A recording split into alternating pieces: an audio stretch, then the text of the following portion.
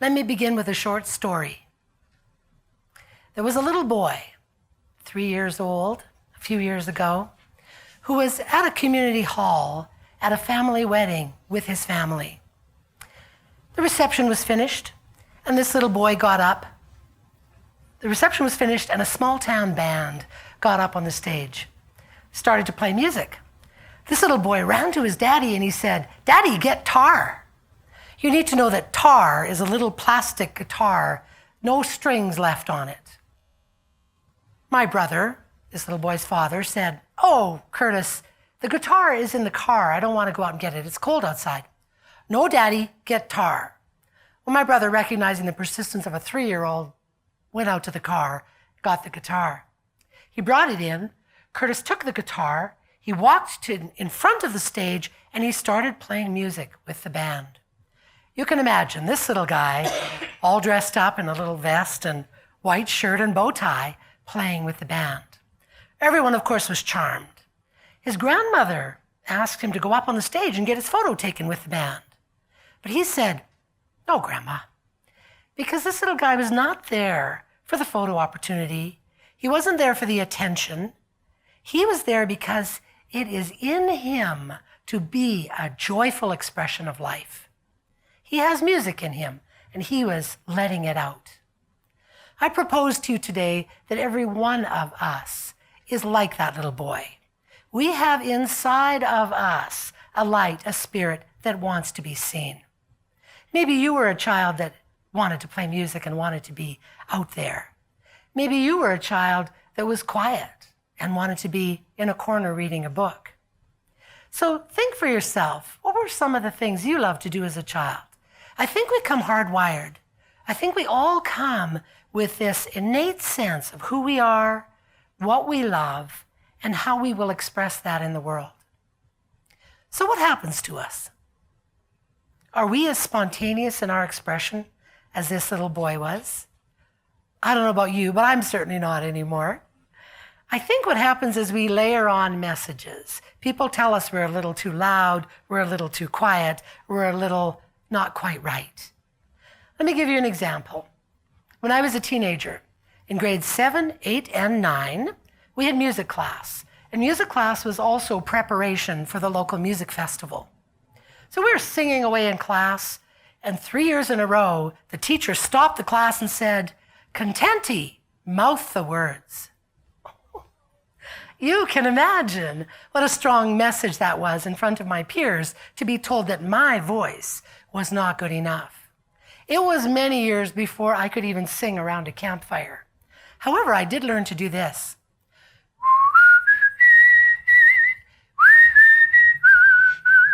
And I used to joke, well, I learned to whistle because I can't sing. But let me try this on you today. You are my sunshine, my only sunshine. You make me happy. You probably know the song. What I want you to hear today is that it is not about the performance. It is about the expression. There is music in me, and it is important that I have that outlet for it. Marcus Aurelius said 2,000 years ago, "Our life is what our thoughts make it." So what thoughts have you gathered over the years that restrict your expression? I was told I couldn't sing. Maybe you were told you aren't good at math. Maybe you were told you need to be more outgoing. But you have gathered some messages. You've got some thoughts that have created a little box for you. The sad thing and the ironic thing here is that the influences that created those messages in us are no longer there. My grade 7, 8, 9 music teacher is no longer telling me that I can't sing. But for many years, I listened to the thoughts. So I've decided to change that thought. So I now have a thought that I am a singer and I love it. So for yourself, what are some of the things you may have restricted that you might want to let out a little bit? I Googled this idea. So I Googled examples of living an authentic life, and I got 38 million hits. This is a conversation that we are having as a society and as individuals.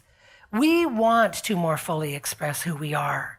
We don't want to hide our lights under bushels. Social media is a phenomenon, and it is all about people saying, whoa, look at me. This is what I think. This is what I want to express. So I have a few ideas for you, because I believe that inner spark in you, that light in Curtis, that has never been diminished in you. There is that inner core of you that knows who you are, that is ready to stand up, and that hasn't been wounded by any of those messages you may have heard over the years. So I'm going to give you a few ideas today for reigniting that inner spark. And I know that there are as many ideas for doing that as there are individuals in this room. So I'm not trying to offer you a formula or tell you you need to do it this way. What I am saying is I have a few simple ideas for you if you have some ambition to reignite the spark. Anybody want to hear a couple of ideas? All right. So the first idea I have for you is to take a lesson from Curtis. Let your inner Curtis out a little bit.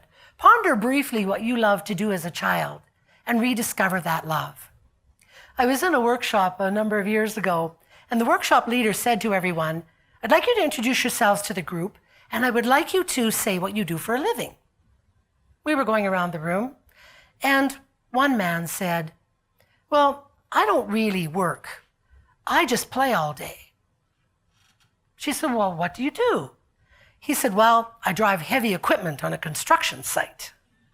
And I had an instant vision of this man in a sandbox as a little boy and his mother saying, David, put those trucks down and get in here for lunch. So ponder briefly what you love to do as a child and rediscover that love. Your brain, you may already be thinking, oh, I used to do this, and I haven't picked that up or done that for a lot of years.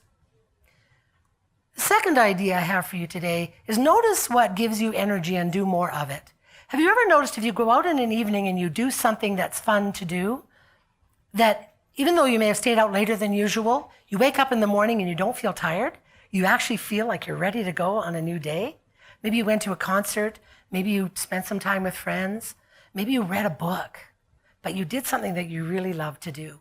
So noticing that and doing what we love to do gives us more energy to do more of it. The third idea I have for you today is pay attention to what you're attracted to and allow that attraction to pull you beyond the safety of what you're good at. Just as we received messages about things we should not do, ways to be more appropriate by shutting down expression, we also got lots of messages about what we're good at. A few years ago, I used to do career counseling with individuals in a large company. And more than one of them said to me, you know what, I don't really know how I even got into this career. An example was a man who was an accountant. And he said, I don't know how I got into accounting except that I was good at math.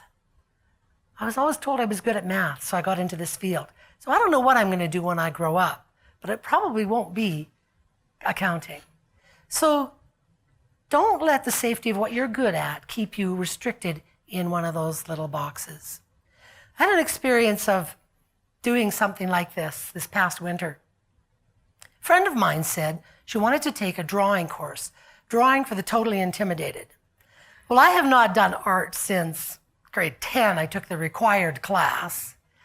And I doodle. I like to put pen to paper, but I really just thought, well, this would be fun to do. Let's give it a try, because I was attracted to the idea of doing it. So I took the course, and within the first half hour, I was hooked. It was so much fun. The instructor would show us something, and then he'd get us doing it. And this, after 8 weeks, was the result. Pretty impressive, yeah? I was pretty pleased with myself. But again, it's not about the performance. What is important here is that every stroke on that sketch was joyful. It was just so much fun creating it. So pay attention to what you're attracted to and allow it to pull you forward from the things you already know you're good at. So those are the 3 ideas I have for you today. What you love to do as a child, doing more of what you love, and move toward things you're attracted to. So why is this conversation important? Why am I up here talking to you today? Why are there 38 million hits on YouTube? I have some ideas for you about why this conversation is so important. Carl Jung said, "The privilege of a lifetime is to become who you truly are." If you and I are not willing to let our light shine, to let our voices be heard, the world is the poorer for it. Think about what an amazing world we live in, the miracles of nature we see every day, the people we are in community with and how incredible they are. It is such a privilege to be living as a human being in this enormous and beautiful planet. Let's not waste the privilege of becoming who we truly are. The second idea I have about why this conversation is so important is that it is our nature to grow and change. We are natural beings. We were born in a natural process, like all of nature. This past winter, I took another workshop. I tend to do this workshop thing. I took another workshop about mindfulness. And one of the activities the instructor asked us to do was go and find some green bean seeds and plant them and observe the process of growth. So we did that. Planted these green beans, and within, I think it was about 48 hours, these little beans that had been shoved under the soil were bursting out of the soil. I mean, they were pushing clods of dirt out of the way. And within less than 2 weeks, they looked like this. They were ready to move. So with very little encouragement, except a little water, they already were following that natural pattern of growth and change. We are meant to flourish like this. We are natural beings, and we're not meant to be static and to be stuck in little boxes. We are meant to grow and flourish and change and flower. The third idea I have about why this is an important conversation is that when we are willing to let ourselves be fully present and fully expressing, we inspire ourselves and others. K.D. Lang. Many of you may know K.D. Lang, famous singer. She turned country music a little bit up on its head, didn't she? She went into a genre of music that expected her to have big hair and wear, pretty clothes and be kind of conservative. And sorry, I'm not trying to stereotype any of the country music fans. But she chose not to do that. She chose to move into that genre of music, fully being herself, wearing the wild clothes, talking about being a vegetarian, and for goodness sake, being openly gay. So she said when she accepted an award a couple of years ago, "It is okay to let your freak flags fly and embrace the quirk master that's inside of all of us." What does your quirk master want to get out and play at? I know there's one in you, and I know it wants to express. Another example I have of someone who allowed themselves through their life to be a genuine expression, who really appeared to be free to fully be who she was, is Marjorie Contenti, my mother.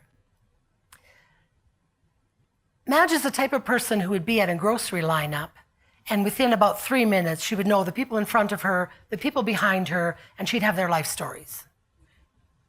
She loved corny jokes, and she told them to her caregivers. So throughout her life, and even as an older woman, 90-something years old, she'd be telling these silly jokes to her caregivers. And they all wanted to gravitate down to Madge's room on their coffee breaks because she was so fully alive and so fully herself. When she was 94 years old, 2 years ago, we went out to a pub for lunch. And this particular pub is out in the countryside, and a lot of motorcyclists come to this pub. So a motorcycle rider, looked like a gang member to me, offered my mother a ride on his motorcycle. My mother's face lit up and she said, "Oh yes, I'd love to do that." So we take her out to the parking lot. We had to help her onto the motorcycle. And this is not a recreational bike. This is a hog. So we lift her onto the motorcycle, and off they go down the road. And I'm looking down the road and thinking, I am the worst daughter ever. However, she came back 15 minutes later looking like this. We gave her a photograph, a copy of this photograph, and she posted it in her nursing home. And the caregivers were coming in and people who visited her and looking at this and laughing and saying, wow, we can't believe you did that.